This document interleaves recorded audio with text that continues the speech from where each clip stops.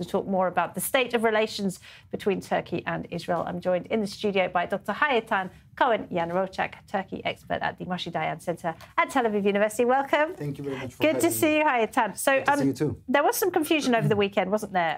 Because commercial flights can still fly over Turkey. Officials like President Herzog cannot take a plane and fly over Turkey. What is this piecemeal approach to isolation by Ankara? Definitely agree with you. This is a piecemeal approach.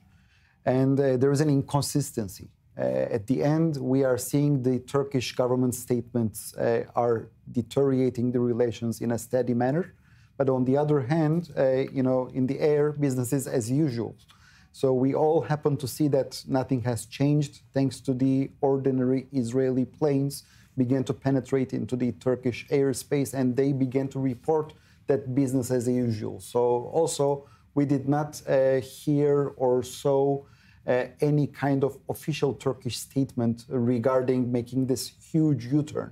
This is a huge U-turn. So if I do not see such a statement by the ministry... It was a U-turn because they're trying to say that it was misreporting by Al Jazeera. No.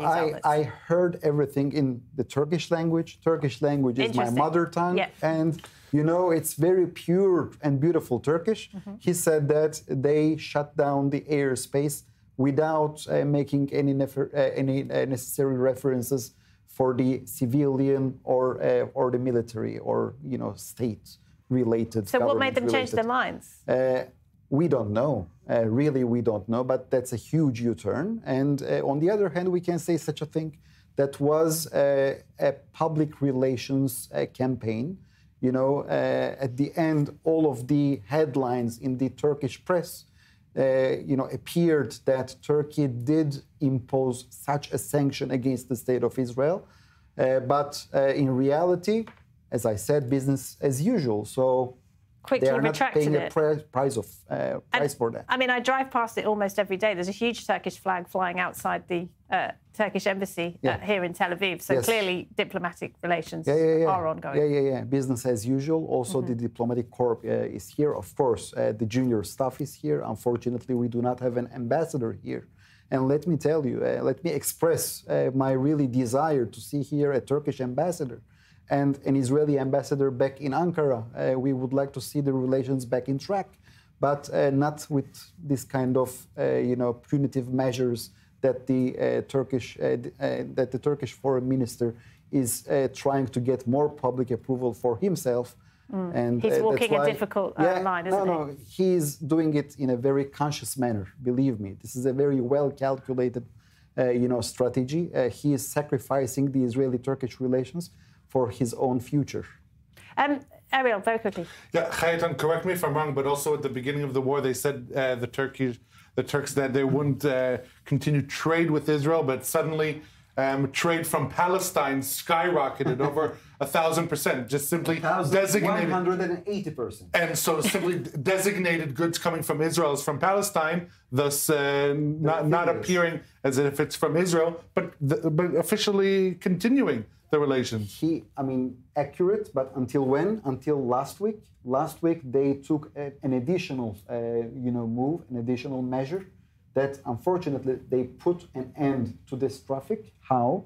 When they imposed a naval sanction against the state of Israel that the Turkish ships will no longer be allowed to anchor at the Israeli ports, so they put an end to this, traffic. So most probably the goods to the Palestinian Authority will be dispatched through the land from Syria to Jordan. And I assume that the Jordanians will also get a piece, a commission for that. Or even Greece, Cyprus. There's many alternatives. Definitely. At the end, even if we're gonna see the Turkish pasta in the supermarket that we see today, it will come to our shelves, obviously, with a more expensive price. But it's all a ruse, basically. But the trade is ongoing, just through the back door. Look, I believe that money is like water.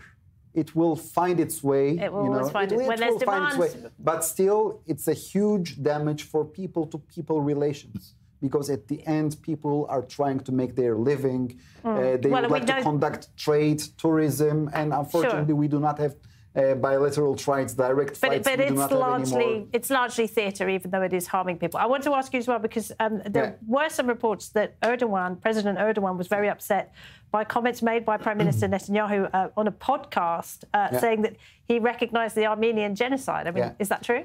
Well, when I look at the Turkish press, I do have an impression that they were really disappointed. I don't know why they are disappointed, because all the day long they are taking, drastic measures against the state of Israel. They are the ones who are supporting South Africa in the ICJ.